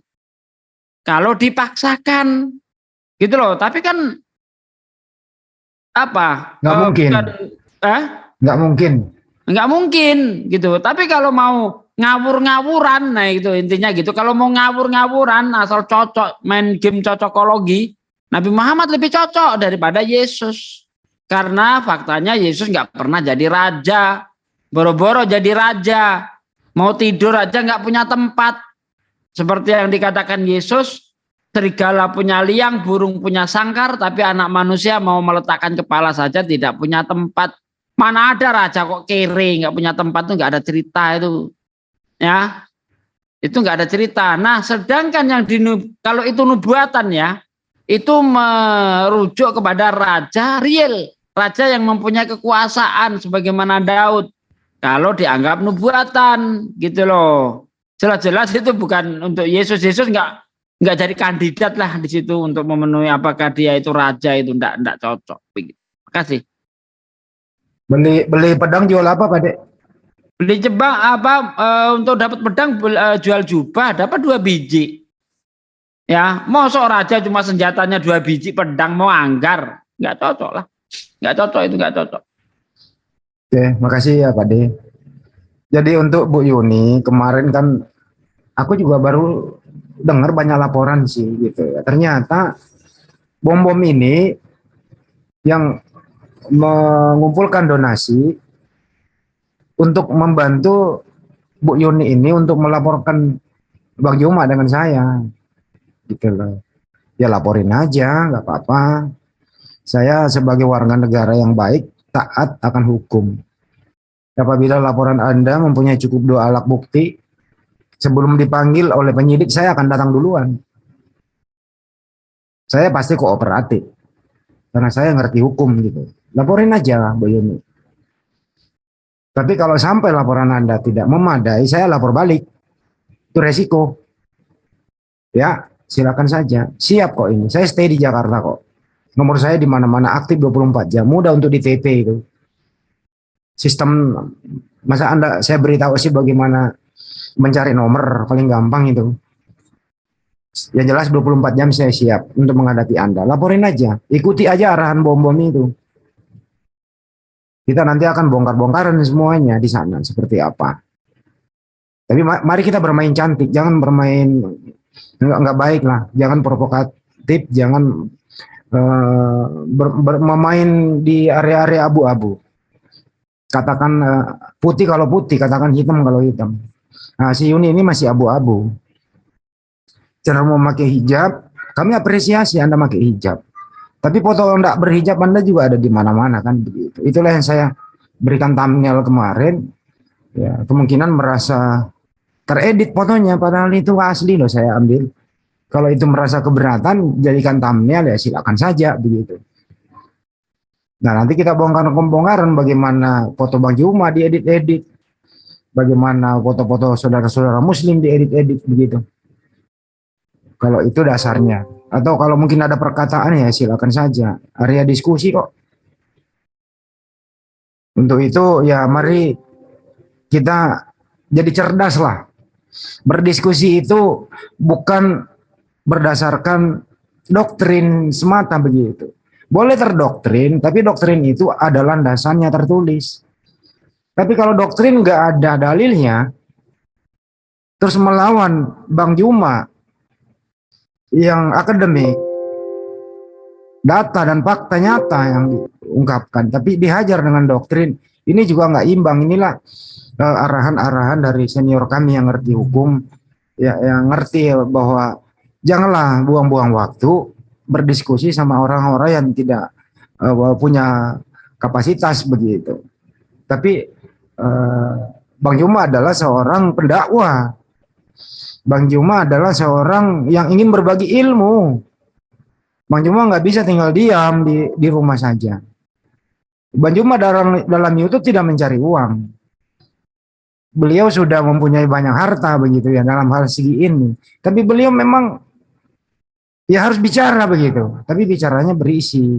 Makanya saya himbau kepada teman-teman di luar sana, Apabila punya keilmuan, ya diskusilah berdasarkan yang ada di Bible itu gitu loh. Dan himbau yang paling penting nih, yang paling penting kepada seluruh debater Kristen.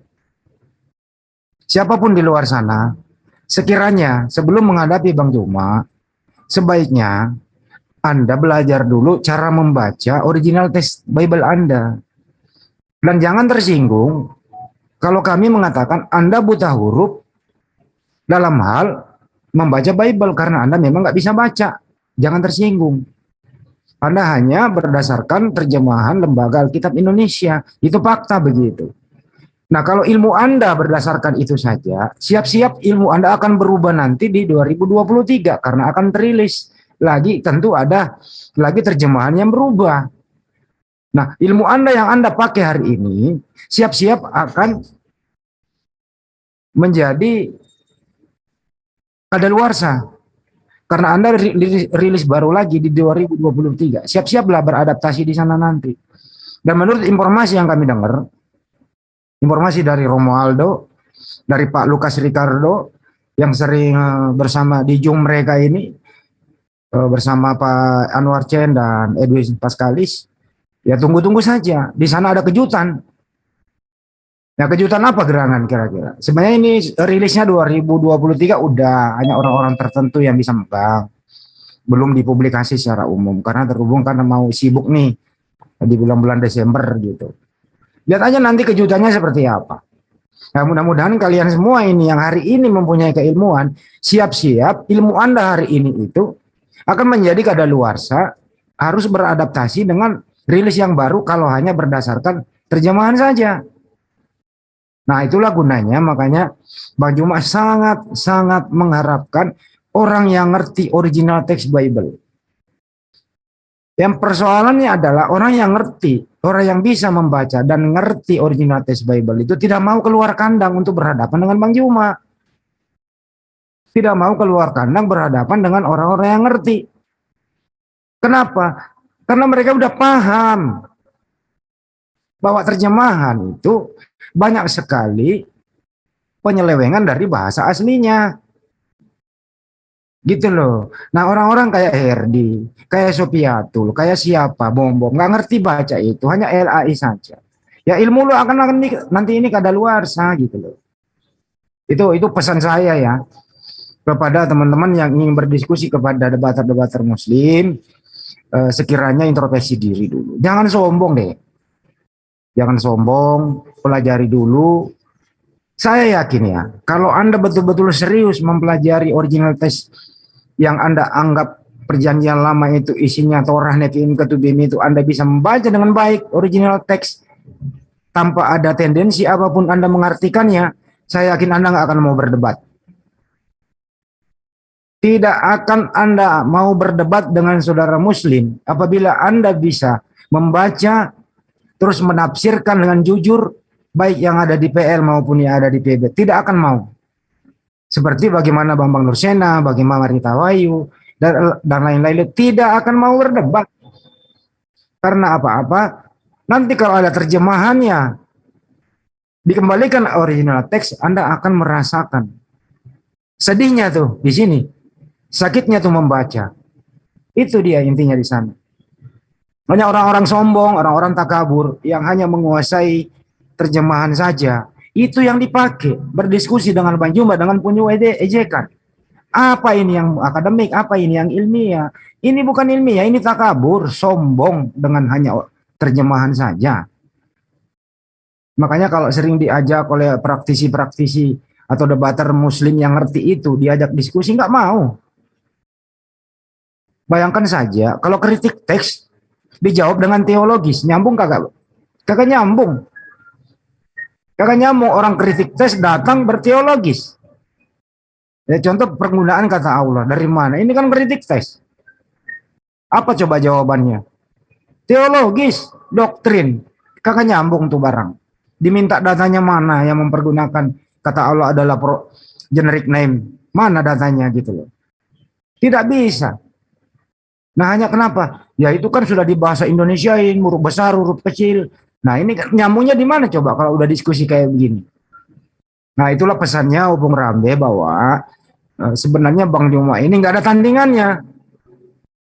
Gitu loh, artinya apa? Bang Juma nggak ada tandingannya untuk diskusi sama siapapun. Kenapa ya Bang Juma menguasai Al-Quran, bisa membaca, bisa ngaji, tahu artinya, dan seterusnya, sekolah, dan seterusnya itu loh. Nah bagaimana yang lain? Sekolah juga sampai di mana, keilmuannya bagaimana, sivitas akademinya dari mana, dan seterusnya gitu loh. Nah itulah yang diwanti-wanti oleh Opung kepada adik kita Zulkifli Mabas, bahwa jangan terlalu membuang-buang waktu menghadapi mereka. Tapi Bang Juma juga adalah seorang fighter. Dia harus menyampaikan, tidak pilih tempat. Yang penting dia berdakwah begitu. Nah disinilah menjadi dilema buat kita semua. Di sisi lain Bang Juma diperlakukan secara tidak adil, dianiaya, terus dibully. Nah netizen di luar sana ikut merasakan sakit. Kalau idolanya diperlakukan demikian, sepertinya ingin keluar rumah mencari siapa orang itu gitu loh. Itu saking semangatnya. Tiap hari ada ke saya. Kok Bang Juma begini Bang, di rumah, di mana sih rumahnya itu? Siapa sih itu gitu loh. Nah, saya mengatakan sabar saja. Itulah ilmu mereka. Ilmu yang dipakai untuk berdiskusi dengan Bang Juma, ilmunya itulah dipakai itu. Di luar konteks, yang penting bunyi diam gitu. Itu sih kira-kira dari saya, semoga teredukasi buat semua bahwa jangan sampai Bang Juma dibatasi. Tapi terus kemudian Bang Juma juga harus menempatkan diri pada tempat yang benar. Apabila sudah tidak kondusif, lebih baik keluar saja. Karena apa? Bang Juma disakiti, ikut tersakiti semua. Itu sih kira-kira, insya Allah kedepannya lebih baik lagi. Sekian dari saya. Kembali ke Pak Jul, atau ada yang mau menanggapi? Silakan. Assalamualaikum warahmatullahi wabarakatuh. Waalaikumsalam warahmatullahi wabarakatuh. Pak Warwoto, silakan.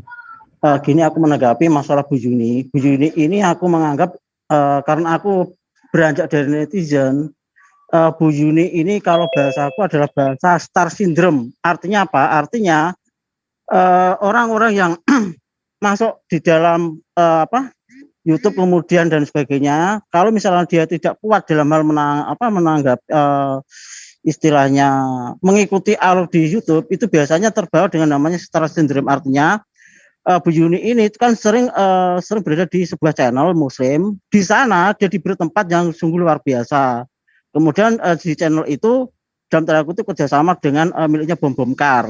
Nah, Bu Yuni ini juga diberi tempat yang luar biasa di sana. Jadi kalau aku mengambil kesimpulan untuk Bu Yuni ini bisa dikatakan star syndrome. Kemudian kalau membawa yang namanya Yeskiel 9:15 atau 5 tadi itu, kalau dikatakan sebagai nubuatan untuk Kristen atau kekristenan juga tidak tepat. Karena apa? Kristen sekarang itu kan terpecah menjadi dua, yaitu Kristen Katolik dan Kristen Protestan. Nah, Kristen Katolik memiliki ranah sendiri. Pusatnya di mana? Pusatnya di negara Vatikan.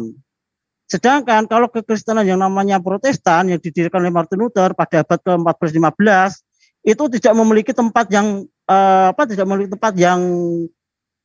lokasi yang tepat gitu loh. Itu pun berada di negara Jerman pada waktu itu.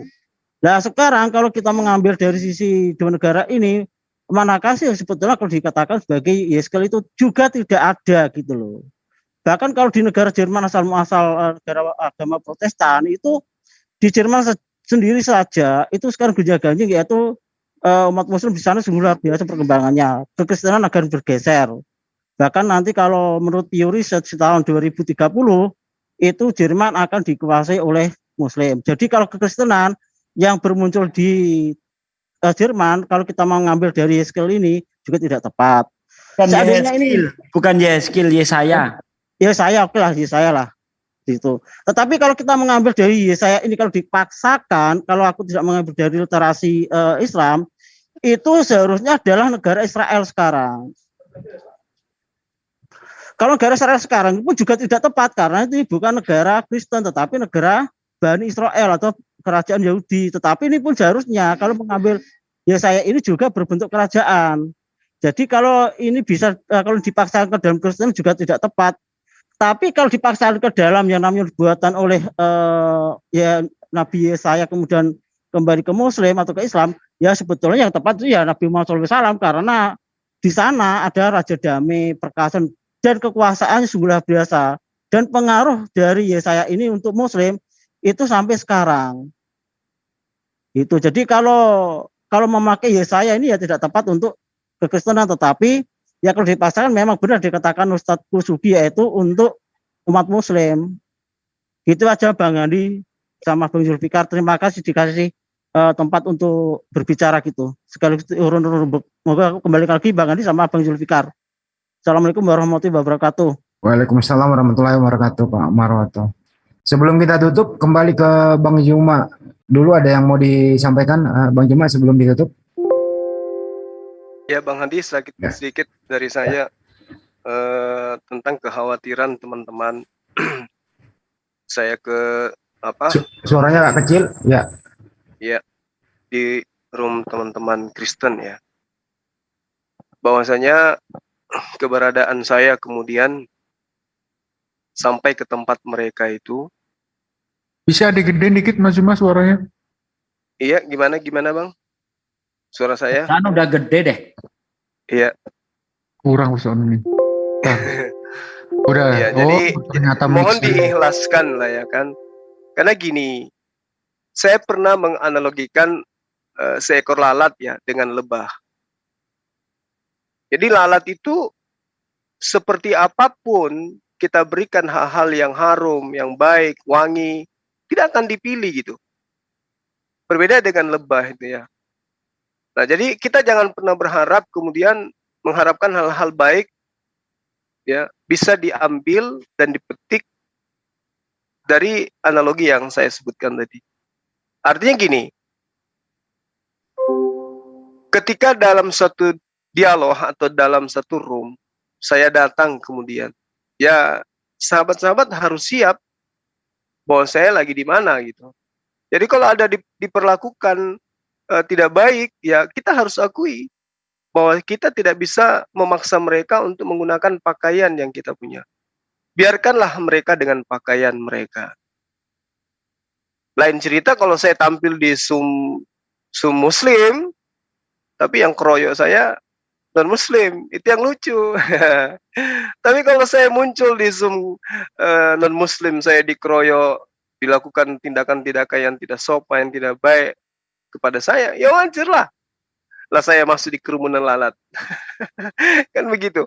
Jadi kalau misalnya saya masuk di dalam Zoom Muslim, ya Muslim nih ya, tapi ternyata yang hadir di sana itu non Muslim semua, nyerang saya, itu tanda tanya. Apa ini, ada apa ini?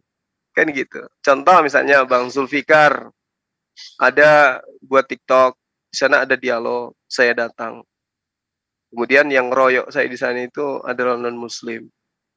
Nah, ini pertanyaan besar ini. Kalau ada yang kayak begitu. Jadi teman-teman sekalian, terima kasih atas perhatiannya, terima kasih atas rasa merasakan apa yang saya rasakan. Saya juga merasa kok kami di sini, Bang Suma, Bang Handi, Bang Zulfikar, Dinda Tahta, semua kami ya yang terjun di dunia debat itu merasakan kadang sedih, kadang kecewa, kadang marah. Semua rasa itu kami rasakan. Tapi mau kayak mana lagi? Agama ini harus diteruskan. Kita telat sebenarnya, teman-teman. Kita telat. Kita kalah 1000 langkah sebenarnya. Kenapa saya katakan kalah 1000 langkah? Karena sebelum ada internet, mereka itu sudah pasang tower. Mereka sudah membuat istana. Kita baru-baru ininya. Nanti ada Facebook, baru ada yang muncul dari Islam jadi apologet. Tapi mereka dari dulu mereka menjajakan koran, Indomie, dan itu kita tidak sadari. Jadi kalau kita harus milih-milih nih, itu berarti yang kita cari adalah ketenaran, yang kita cari berarti adalah nama. Kita yang terjun di dunia apologet ini udah siap diinjak, udah siap dimaki, bahkan ditampar pun kita siap. Bahkan mati pun kita siap. Allahu Akbar. Jadi ngapa coba kita harus pilih-pilih? Kalau misalnya kita datang ke sana, minimal kita menyampaikan kebenaran. Kalau mereka tidak mau menerima kebenaran, kan saya katakan mereka adalah lalat. Mana ada kemudian lalat hinggap di makanan yang segar? Nggak ada. Lalat itu hinggapnya di makanan yang bau busuk. Nah, terus untuk apa ke sana? Untuk memberikan edukasi dan memberikan gambaran terhadap anak bangsa. Gini loh keadaannya kalau Islam yang muncul di tengah-tengah orang-orang ini. Layaknya serigala yang kelaparan. Tapi coba mereka yang datang ke tempat Muslim. Entah itu datang ke CCC, ke MMCI, ke M3 dan seterusnya. Ada nggak mereka diperlakukan seperti itu? Enggak. Kita kasih ruang, kita kasih tempat, kita kasih karpet merah. Nah, inilah cerminan supaya orang di luar sana itu bisa melihat bahwa dari segi ini aja kita sudah bisa melihat mana yang sebenarnya mengajarkan kebenaran hakiki, kan gitu. Tapi saya juga maklum kalau teman-teman merasa kecewa, merasa sedih, merasa risih. Kalau yang dialami Bang Handi itu, yang diceritakan itu adalah sesuatu kejadian. Memang itu betul, karena saya juga pernah mengalami itu. Saya ditelepon dari istri seseorang, kemudian dia nangis. Pak, sudah mi Pak, kenapa Bu? Itu bapaknya anak-anak keluar bawa parang. Kenapa rupanya? Dia cari itu namanya si ini yang kita sebut-sebut ini. Dia ini habis meja dibongkar, kopinya terhampur semua ngamuk. Ini terjadi, betul-betul terjadi. Orang Sulawesi yang merantau di tempat non-muslim. Ya memang selama ini mungkin merasa tidak diperlakukan nyaman. Begitu mendengarkan debat saya, ya ngamuk dia. Sampai dia mau terbang ke Makassar hari itu juga. Untung COVID waktu itu. Nah, itu bukti bahwa ya saya merasakan dan saya memaklumi. Tapi kalau bukan kita lalu siapa lagi, teman-teman? Coba ini, dikagetkan saya. Di Sulawesi Selatan ini coba. Di mana dulu pernah berdiri kerajaan Islam. Di sana semua adalah suku-suku yang keturunan pahlawan semua. Sekarang berdiri rumah ibadah di tengah-tengah mereka, bukan masjid. Coba. Tapi tidak ada yang tahu, senyap. Seorang Bang Suma aja nggak tahu. Bayangkan. Masya Allah. Begitu lihainya mereka. Nanti berdiri kokoh baru ketahui, oh setelah dikasih tanda-tanda di atas itu, ternyata yang dibangun ini itu. Jadi mau sampai kapan? Kalau sekarang ini kita harus membatasi, lalu siapa lagi yang akan melanjutkan ini semua? Bang Handi sudah nggak ada, misalnya. Bang Sul sudah nggak ada, Akhi Sugi sudah nggak ada guru kita, Adinda Tahta guru kita nggak ada lagi, Bang Wan semuanya nggak ada, termasuk saya. Lalu siapa yang akan menyelamatkan anak-anak kita? 3 kali doain saya cepat mati. Enggak, saya sedih gitu loh. Siapa coba yang akan teriakkan kalimat la ilaha illallah di sumsum mereka itu? Ayo jawab saya. Allahu Akbar.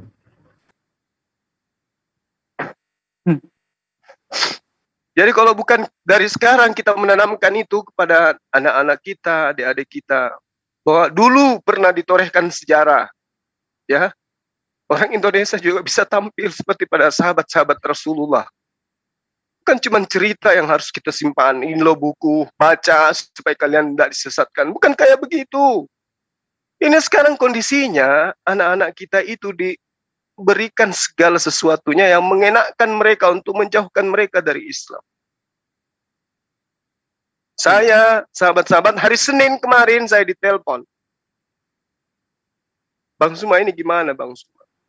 Kita udah buatkan masjid, kita udah kasih imam, kita sudah kasih gerakan-gerakan jamaah tabligh. Tapi orang-orang di sini yang punya wewenang, dia lakukan acara-acara kegiatan pada hari Jumat. Setiap ada kegiatan pasti hari Jumat, sehingga anak-anak kita tidak ada yang ke masjid. Mereka lebih suka mendengarkan elektron, lebih suka mendengarkan goyang poco-poco, dan mereka setiap melakukan kegiatan pasti hari Jumat dan tepatnya waktu sholat Jumat. Apa nggak miris kita membiarkan yang kayak begini? Kalau sekarang aja masih ada yang kayak begini, lalu setelah kita pergi siapa yang akan menggantikan kita? Ayo. Jadi saya sangat maklum teman-teman. Saya sangat maklum perasaan saudara semua tentang ini. Tapi kita sudah punya perhitungan. Saya, teman-teman kristologi itu sudah punya perhitungan. Kapan saatnya kita bisa mundur, kapan saatnya kita bergeser ke kiri, kapan saatnya kita bergeser ke kanan, kapan saatnya kita maju, dan kapan saatnya kita bertahan. Kita udah paham itu. Dan percayalah bahwasanya saya tidak akan mempermalukan antum semua. Itu janji saya, itu ikrar saya. Begitu juga teman-teman saya yang muslim. Nah, jadi saya kira begitu Bang Handi. Sekali lagi terima kasih atas atensinya, perhatiannya, doa-doanya. Saya pun pribadi selalu mendoakan antum semua. Mendoakan supaya ya kita ini semua dijauhkan dari mara bahaya, niatan-niatan busuk. Karena kemarin itu ada saya cium aroma-aroma yang tidak baik. Ada yang mengatakan setelah saya berdiskusi, habis itu saya merasakan badan saya panas, habis itu saya pergi ke ruqyah, terus saya muntah-muntah, tapi saya tidak mau negative thinking, tapi ini belum pernah terjadi sebelumnya, tapi kok setelah saya berdebat kok ada rada ini, ada yang propaganda-propaganda yang tidak baik. Kalau itu yang kita besar-besarkan, saya pun pribadi merasakan hal yang kayak begitu. Tapi itu kan tidak ada kepikiran ke sana. Tiba-tiba jatuh, tiba-tiba gatal-gatal, tiba-tiba muntah-muntah, lalu dipamer gitu. Gak perlu lah.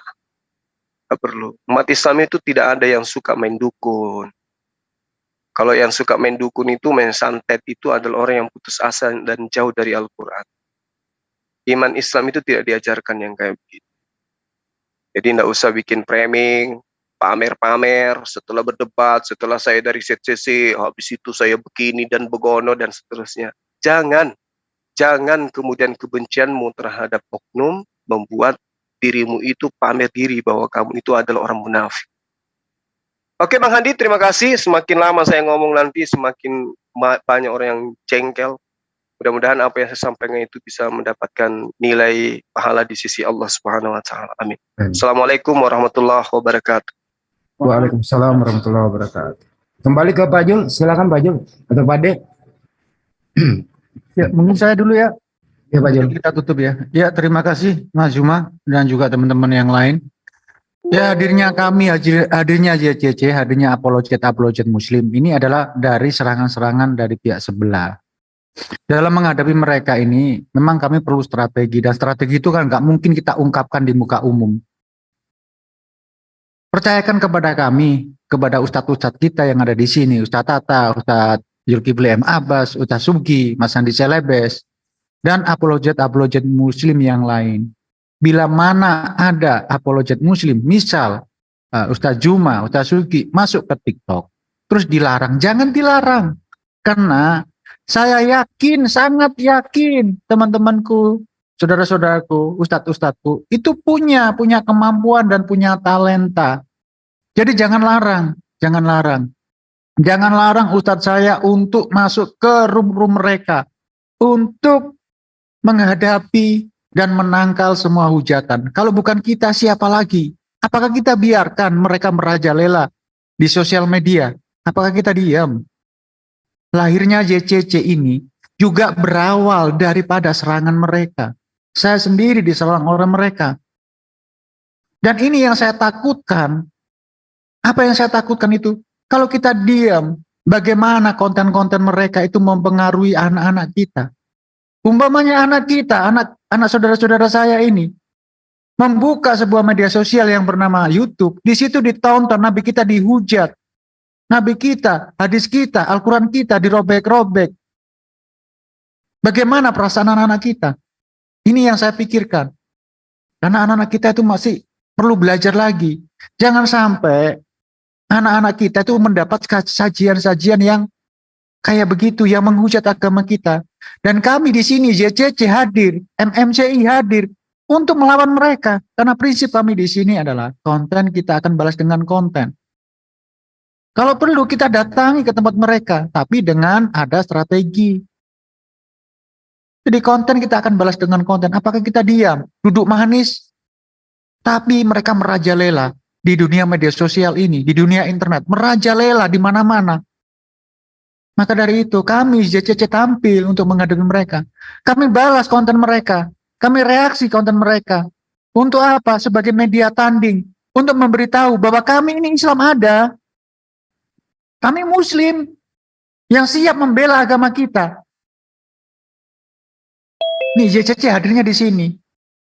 Jadi buat teman-temanku, saya kadang-kadang juga memaklumi. Ngapain sih berdebat soal agama? Agama nggak usah diperdebatkan. Itu betul, betul sekali. Tetapi kita harus ingat, mereka yang memulai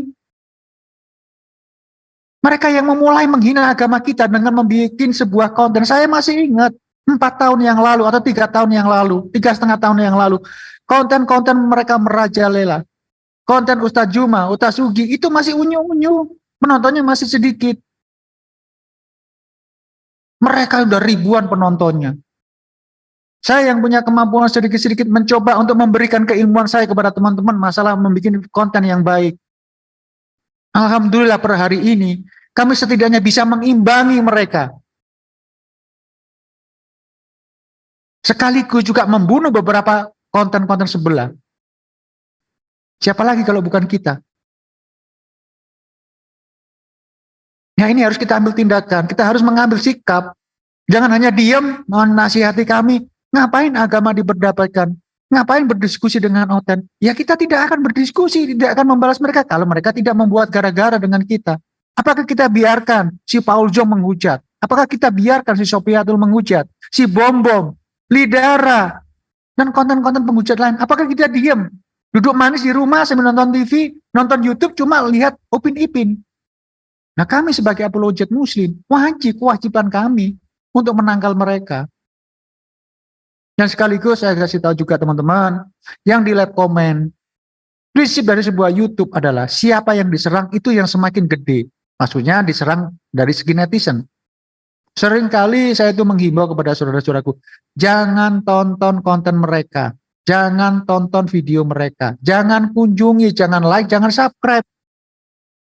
Insya Allah dengan cara begini, mereka itu akan sepi penonton. Kalau mereka sepi penonton, maka penghujatannya itu tidak akan ada. Kami apologet Muslim akan diam bila mana tidak ada penghujatan. Semakin kami dilawan, semakin kita tumbuh. Gampang membunuh kami ini sebenarnya. Dengan apa? Menghormati keyakinan kami. Tidak menjual agama kalian dengan cara-cara yang kotor kayak begini. Dengan memeliti ayat suci. Dengan memframing kami. Hanya satu. Supaya bisa membunuh kami yang Muslim ini. Membunuh dalam segi berdakwah. Di dalam dunia maya begini. Jangan pernah menghujat Al-Quran ataupun Nabi kami. Maka kami tidak akan membuat konten yang kayak begini. Saya lebih baik bikin konten yang lain. Saya menjadi pekerja yang lain daripada ngurusin yang kayak begini.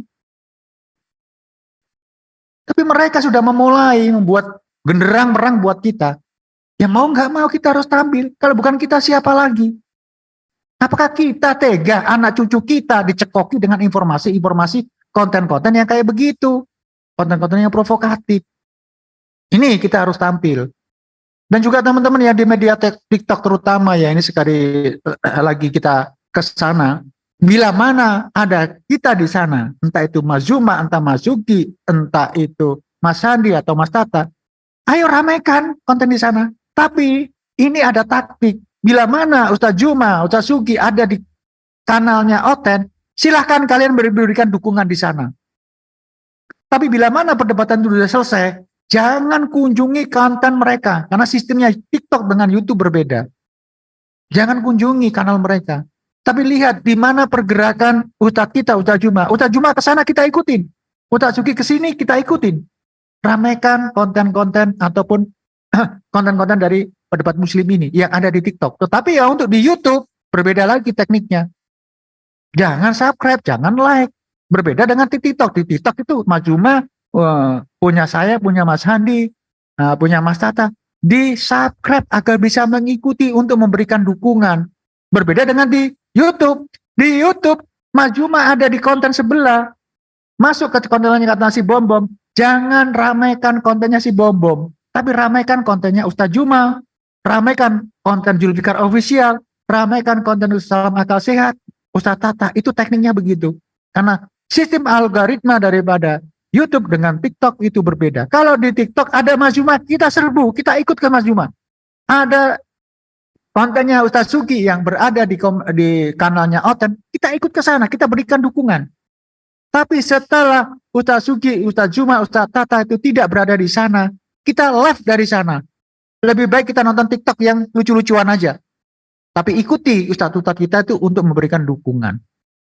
Itu cara kita. Jadi dibedakan ya, saudara-saudaraku, teman-temanku, antara TikTok dengan YouTube, algoritmanya beda. Algoritma daripada TikTok adalah algoritma sesaat. Sebanyak pun mereka subscribe di dalam sebuah kanal TikTok, tidak akan mempengaruhi penghasilannya, mempengaruhi adalah sistem sawer ataupun sistem poin. Berbeda dengan di YouTube. Semakin banyak viewernya, maka semakin gede. Kalau di TikTok semakin banyak viewernya, nggak dapat duit kalau nggak ada yang kirim koin ke sana. Jadi ayo dukung. Bila mana ada Mas Zuma ada di TikTok tetangga sedang menghadapi Oten, kita berikan dukungan. Ya semoga dipahami ya teman-teman. Inilah teknik. Kita sedang berperang sekarang ini. Berperang teknologi, berperang taktik, dan berperang masalah algoritma YouTube. Ayo kita menjadi sebuah orang netizen yang cerdas, seorang netizen yang pinter. Jangan sampai kita teracuni maupun diberikan informasi-informasi palsu dari konten-konten sebelah. Saya kira cukup Mas Andi ya, edukasi dari kita semua, dari Ustadz Juma, dari Mas Andi, Ustadz Sugi juga mungkin ada tambahan, dan dari edukasi saya mengenai apa itu YouTube, apa itu TikTok. Silakan Mas Andi diambil alih. Saya kira cukup ya, kita tutup dulu season kali ini. Pak De Sugi ada yang mau disampaikan atau Pak De Sugi langsung menutup deh Pak De? Silakan Pak De. Pak De, menjauh mungkin. Ya udah cukup.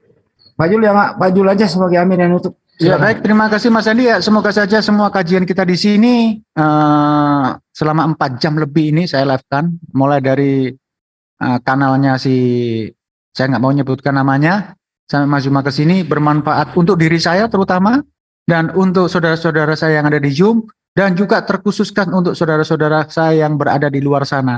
Dukung kami, support kami untuk terus maju dalam menghadapi Oten pengkhianat ataupun para pengkhianat, para penghujat yang ada di dunia maya ini. Akhir kata saya ucapkan terima kasih dan wabillahi taufiq wal hidayah. Assalamualaikum warahmatullahi wabarakatuh. Waalaikumsalam warahmatullahi Waalaikumsalam warahmatullahi wabarakatuh.